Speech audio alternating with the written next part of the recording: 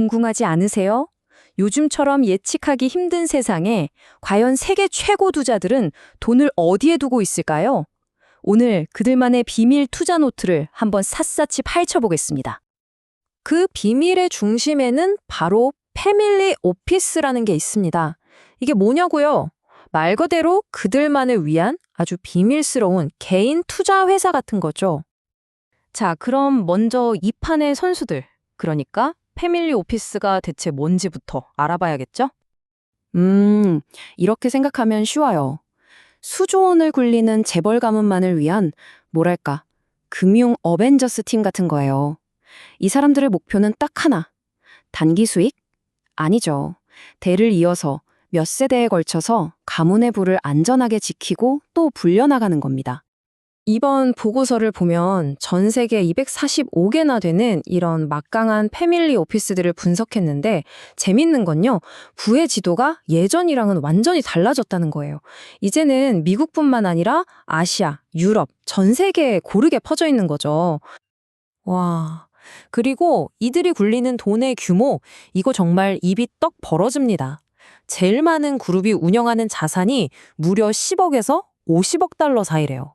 우리 돈으로 하면 그냥 몇 조 원 단위라는 거죠. 정말 어마어마하죠? 자, 그럼 이 엄청난 돈이 어디로 흘러가는지 보기 전에 먼저 이 사람들이 지금 세상을 어떻게 보고 있는지, 그러니까 뭘 가장 두려워하는지부터 한번 들여다볼게요. 이게 진짜 중요하거든요. 여기서 진짜 흥미로운 점이 나옵니다. 이 사람들이 제일 걱정하는 게 뭘까요? 보통 생각하는 뭐 주가 폭락이나 경제 위기? 아니었어요. 그보다 훨씬 더 큰 거, 바로 예측이 불가능한 정치, 그리고 국제 분쟁 같은 거였습니다. 보세요. 무려 61%입니다. 거의 3명 중 2명이 국가 간의 싸움, 바로 지정학적 갈등을 최고의 리스크로 본 거죠. 특히 아시아 쪽에서 이런 걱정이 더 크다고 하는데 아무래도 뭐 복잡한 공급망 문제라던가 강대국들 사이의 팽팽한 긴장감, 이런 걸 피부로 더 느끼고 있다는 뜻이겠죠. 그 다음으로 꼽은 게 39%, 바로 정치적 불안정성입니다. 이게 그냥 먼 나라 얘기가 아니에요. 바로 우리나라, 내가 사는 나라의 선거나 정책이 어떻게 바뀔지 모른다는 불확실성. 이것 때문에 섣불리 투자를 결정하기가 어렵다는 겁니다. 그리고 마지막 세 번째가 38%가 걱정하는 경기 침체입니다. 자, 이걸 다 합쳐서 보면 그림이 딱 나오죠. 이 사람들은 지금 시장 내부의 문제보다 외부에서 오는 어떤 거대한 충격이 모든 판을 뒤엎을 수 있다고 보고 있는 거예요. 좋습니다. 그럼 이렇게 세상을 위험하게 보고 있는데 과연 돈은 어디로 움직이고 있을까요? 이들의 진짜 투자 전략 한번 까보겠습니다. 여기서 아주 명확한 변화가 딱 보입니다. 한동안 엄청나게 투자했던 사모펀드, 그러니까 좀 묶이는 돈은 비중을 줄이고요. 대신 언제든지 팔 수 있는 상장 주식 비중을 늘리고 있어요. 불확실할 때는 일단 현금화하기 쉬운 곳으로 옮겨서 몸을 사리면서 기회를 보겠다. 이런 아주 스마트한 전략인 거죠. 아, 근데 여기서 오해하면 안 되는 게 이 사람들이 사모펀드 시장에서 아예 발을 뺀다는 게 아니에요. 그게 아니라 최근에 수익률이 좀 별로였고 또 주식 시장은 좋았으니까 뭐랄까 이쯤에서 한번 포트폴리오를 싹 재정비하는 그런 전략적인 숨고르기 정도로 봐야 합니다. 그리고 이 72%라는 숫자를 보면 이 사람들이 얼마나 똑똑하게 움직이는지 알 수 있어요. 세컨더리 시장에 투자한다는 건데 이게 뭐냐면요. 이미 다른 사람이 투자해 놓은 괜찮은 사모펀드 지분을 중간에 할인해서 사오는 거예요. 와, 그러면 긴 투자 기간을 기다릴 필요 없이 바로 좋은 자산을 담을 수 있는 거죠. 진짜 영리하지 않나요? 자, 이제부터가 진짜 재밌습니다.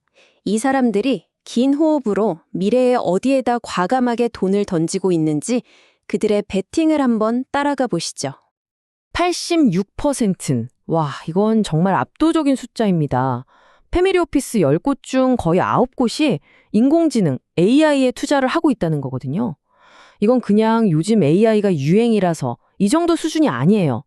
AI가 미래 자체를 바꿀 거라는데 사실상 모두가 돈으로 투표를 한 겁니다.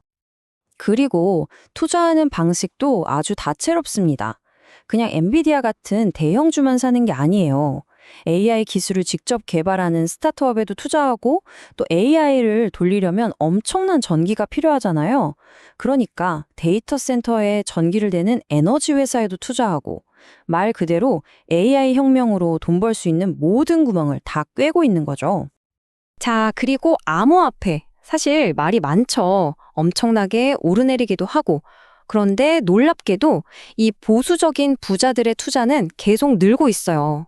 2021년이랑 비교하면 투자하는 곳이 2배 넘게 늘었다고 하니까 이건 이제 암호화폐를 더 이상 무시할 수 없는 하나의 자산으로 보고 있다는 확실한 신호입니다. 그런데 암호화폐의 미래는 어디서 보느냐에 따라 온도차가 엄청납니다. 특히 아시아 쪽 관심이 미국이나 유럽보다 2배 이상 뜨거워요. 아무래도 이쪽이 좀 더 젊고 새로운 기술을 받아들이는 속도가 빠르다 보니까 미래 성장 가능성을 훨씬 더 높게 쳐주는 것 같습니다. 그리고 마지막으로 이거, 스포츠요. 정말 흥미로운 변화입니다.